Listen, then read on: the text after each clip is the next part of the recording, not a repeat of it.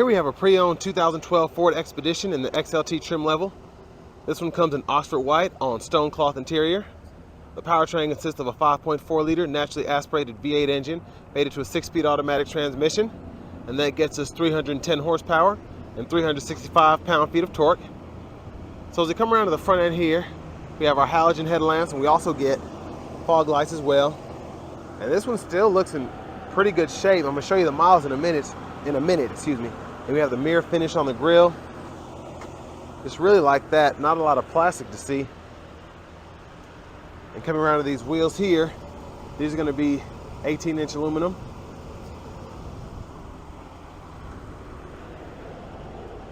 And then we have our My Key. You can type in your code or whatever to get in the vehicle. We have power windows with one touch up and down for the driver's side. And then we can lock our rear windows here, power door lock controls, power mirror controls. Door panel seems to be in really good shape for the mileage. And then we have a pocket here, cup holder here. What everybody loves, adjustable pedals, still seem to be working. Headlamp controls, and then fog light controls there. You even have an auto mode there for your headlamps. And then you have a foot brake there. Press that down, or emergency brake, and then you can pull that to let the brake up. And then here we have our power driver seat and your manual seat back. But this is actually, I think it's like 6 ways for the bottom, and you have your manual lumbar support as well. I'm going to show you the window sticker. Huge shout out to John Roberts Nissan for allowing me to review this vehicle today. Look at that, 210,000 miles on it. We're going to see how it holds up.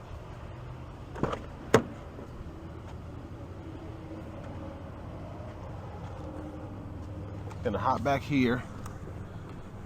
Have the seat in front of me adjust for someone of my size. Being 6'3", longer legs.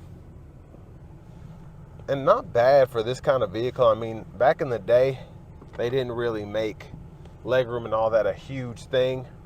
You're supposed to have your kids back here, not you, but this is pretty impressive. And my knees are touching the back a little bit, but it's not uncomfortable. I could sit here for an hour or so. But I love having the seat back pocket both sides. Cup holders here. And then over here, we have our rear media controls, so you can hook up a audio, whether it's your headphones, plug in media, rear AC controls down there. Then you can adjust where you want the fan to go, and then adjust your temperature as well. Then you have a 12 volt back here too. Then you have the vents in the ceiling. You can hang your clothes there, grab bar there. It's a quick look at the back seat there. But let's go ahead and start making our way to the back.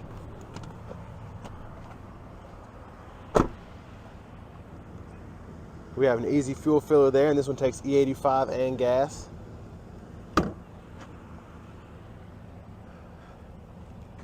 There's a view of the back end there. And then we have our tow hitch down there, as you can see, with the harness. And then our spares down there as well. Exhaust comes out to that right side. Let's go ahead and pop this open. And what's really cool is you can actually let down the third row if you want to fold that and get out the way. And then when it's up, the seat belt's in the way, but I'll try it on this one. That'll fold, and you have additional storage there. And then to pull it back up, just pull it from right there. And then you can just pull the seat. And then you also have your jacks and stuff usually in that there. This one's just a little bit filthy. Another 12 volt back here.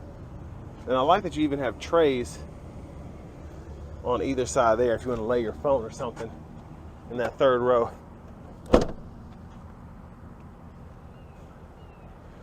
With how technology has advanced, it seemed like 2012 was forever ago. Now we got USBs in the back and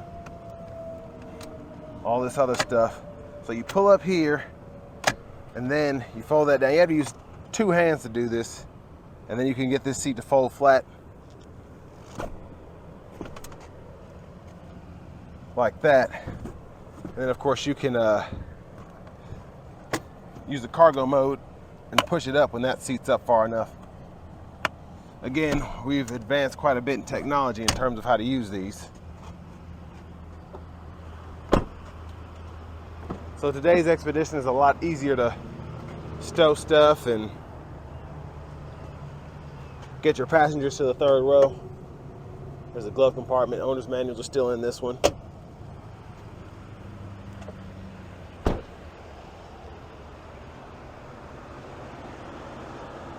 But still, for 2012, I feel like the looks have held up. The Expedition has always looked good without looking flashy.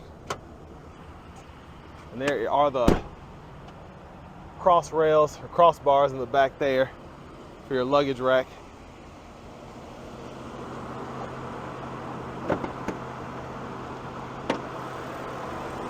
And there's that 5.4 liter naturally aspirated V8. There's a lot going on down there.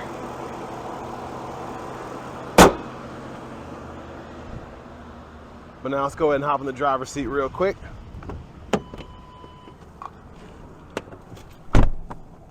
I do like that we got a leather wrap steering wheel here, and it actually is held up pretty nicely. Just a little bit of fading, but like I said, 210,000 miles. I'm surprised this thing's still going strong. So,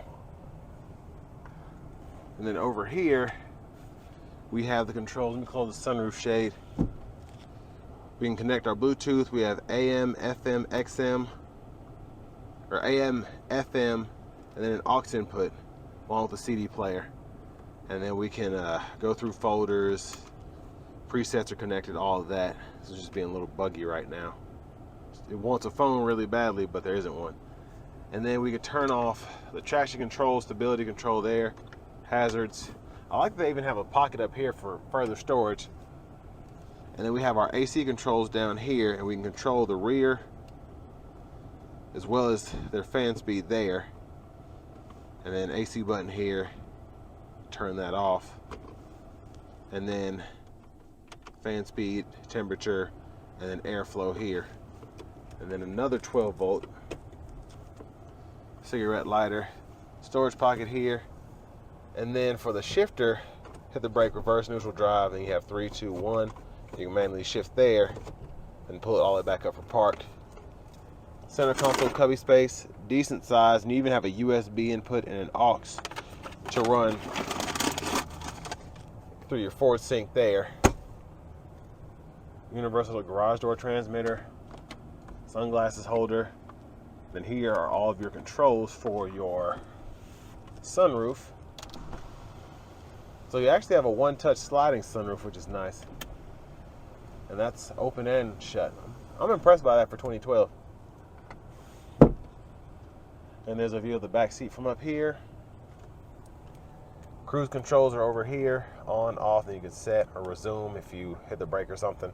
And then voice, media, all of that for your sync. And then you can use your volume controls here, go through your radio stations or tracks there. And then this is just an OK button. And then if you look at the gauge cluster there, it's not flashing like that. That's just how my camera's picking it up.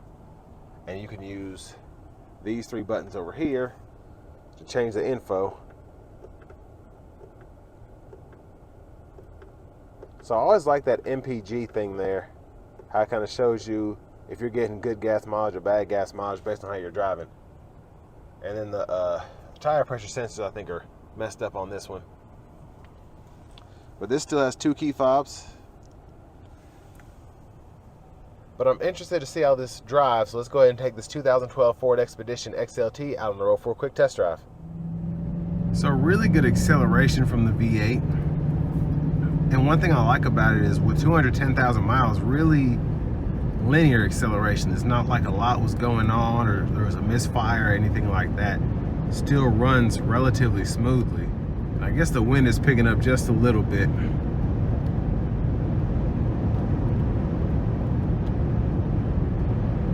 There's a cruise control there.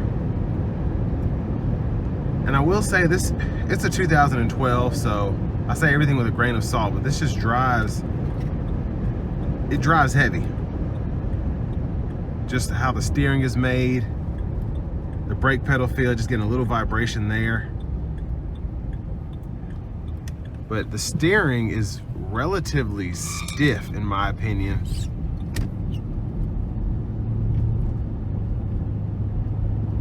So that could go one of two ways. It makes it easy to control, but it also makes it weird to control, I guess.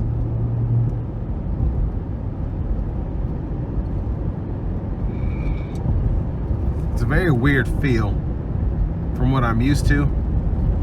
But older vehicles, when it was a big vehicle, it drove big. They weren't trying to make you feel like you're driving a car or make it easy on you. Like, if you want a big Expedition, you're gonna get something that drives like a big Expedition. And the steering really makes that pretty obvious. But overall ride quality, which I would hope is really good, relatively bouncy, but still comfortable. And the 6-speed was always a pretty decent transmission, especially in the Ford SUVs around this time. So, I mean, the shifts were nothing crazy, but they got the job done. And I did not mention, I always forget because the shifter's on the floor in this, but the tow haul mode is on the left side of the shifter. You just hit that little button down there. Yeah, the steering is almost like not consistent in my opinion. As you hit certain dips in the road, all of a sudden the steering feels kind of strange. But I mean, this one's driving straight, which is good. Just with it being such a big vehicle, kind of like driving a Hummer, you got to make sure you have your both hands on the wheel the whole time, because any bump or groove or imperfection in the road could send you going the opposite direction. And in especially a larger vehicle, you have a lot less time to react than if this was happening in a Honda Civic or something. But I do like, once you get used to having the controls up here for your gauge, the middle part there, really easy to use, just info for all your important stuff. So I can see how close I am to empty.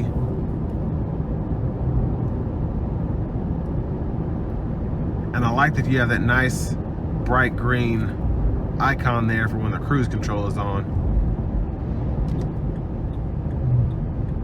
And I think I forgot to mention the wiper blades. To turn your rear wiper fluid on, there's this here, you turn that either all the way back or all the way up. And then for your front wiper fluid, all you have to do is hit the button on the side here. So it actually, the whole button goes forward, and then it'll come out like that.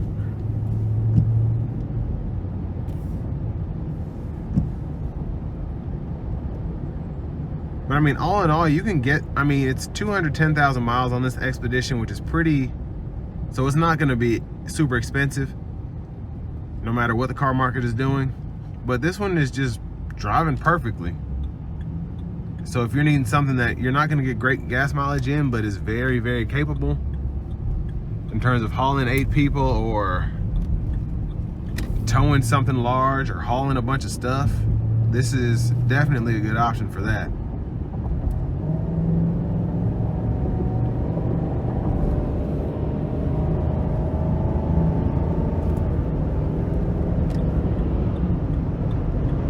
We're gonna get over here, try and get up to speed and see how this handles. So I think I got it like 74, 75. Just a little bit of shaking the steering wheel here.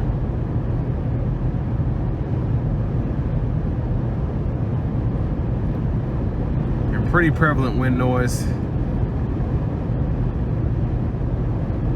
But it's not necessarily getting in the cabin, it's just really, I can feel it kind of being deadened a little bit, but relatively loud compared to vehicles on the road today.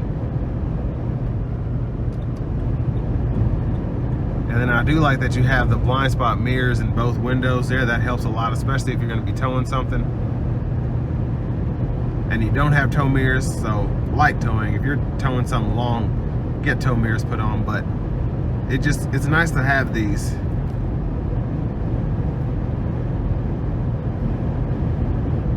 And really most of the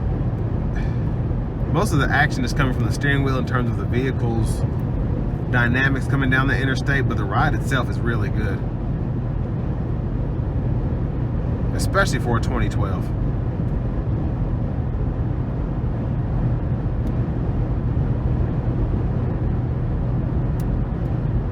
And for the money, I definitely would recommend taking a look at this if you're wanting something that, let's say you need a 3-row SUV, but you don't want to pay today's prices of 60 grand plus for just really any Expedition. You're paying 50 plus. This is a really good option if you're not scared to fix something if it gets broken, and you think you can get 400,000 miles out of an Expedition. I mean, this will save you a lot of money as opposed to getting a new one or even a certified one. And what I can say about this one, which makes it a good deal and it's probably why it's in such great shape, is whoever bought this bought it certified and it only had like 20,000 miles, and then they got up to 210,000. So really good maintenance records, it seemed like. But like I said, for a 2012 SUV with this kind of mileage, definitely in really good shape, and it's driving just fine. So with all that being said, this will bring me to the end of my review of the 2012 Ford Expedition XLT.